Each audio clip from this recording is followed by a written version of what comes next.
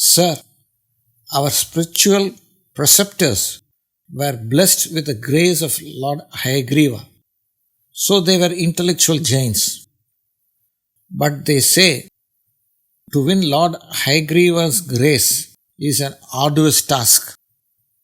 Is there any other alternate, easier way available? No, the statement is correct because Lord Hayagreeva is an embodiment of Sattva Guna.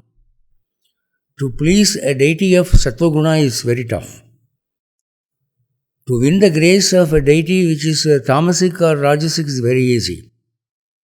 Take for example, a petty deity living in the cremation ground.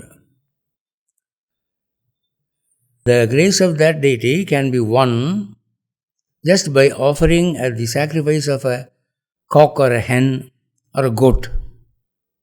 You will get the result immediately because that is a tamasic deity. It will grant the boon very easily. But to please a deity of Sattva Guna, that is Lord Vishnu, you cannot satisfy him by sacrifices. You cannot sacrifice him by money. He is above all these things because he is the overall Lord. It is he who creates the cocks and hen and wealth, gold, silver, everything. You cannot bribe him with money. He doesn't expect that. What does he expect? He expects 100% pure devotion to him. And to satisfy him is very tough. Because unless you are a Sattvic, you cannot satisfy a Sattvic deity.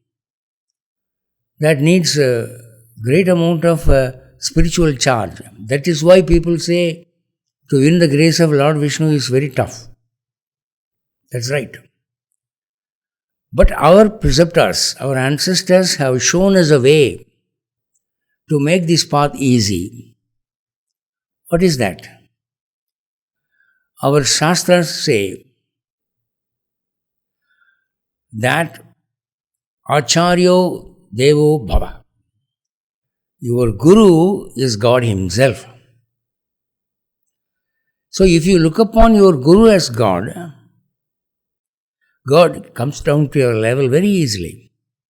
So what you must do, you must sit before your puja room and think of the tradition of teachers.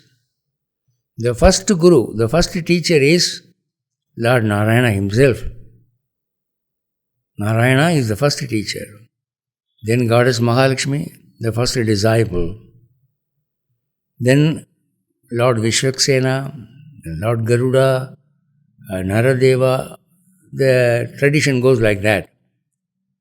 So, the spiritual dynasty descends like that. It's filled up with Rishis, Acharyas, great souls. It ends up with your teacher.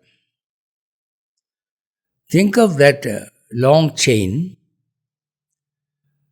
and tell mentally, I bow before the holy feet of all these spiritual teachers. You think like that. If your vocal pronunciation allows you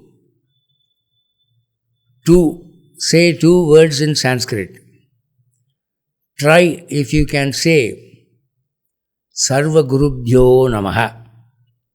Try that, Sarva Gurubhyo Namaha. If you can't pronounce that, leave it, forget about it. The thought is enough. Think of those big masters and imagine you are falling at the holy feet of those people, innumerous teachers, and be in that state of mind for a time of 15 minutes. Open your eyes. Then keep the photo of Lord Hayagreeva. It is available in the Google. Keep it before you. And chant his name. Simply Hayagreeva, Hayagreeva, like that. Sage Vadiraja says, you don't need any special mantra to win his grace. If you simply utter his name, Hayagreeva, that itself is a great mantra, he says. You keep chanting Hayagreeva, Hayagreeva, like this for 5 minutes. Now you keep continuing this, practicing this for days together, weeks together. Down the period, you will find a sort of development in your intellectual abilities. Unknowingly, it is like the blossoming of a flower. Nobody can say exactly at what time a flower blossoms. It takes a few hours. Like the blossoming of a flower, you will see that your intellectual abilities get developed. Your memory power increases, your speaking power, your oratory, your attention power, your logical capacities, your ability to understand the tough side of books. All these things will increase day by day, day by day. Perhaps at the end of a month, you can notice a change remarkably. You would feel that you are a more intellectual person than what you were. And by this simple process, you can earn the grace of Lord Hayagreeva. That is very easy.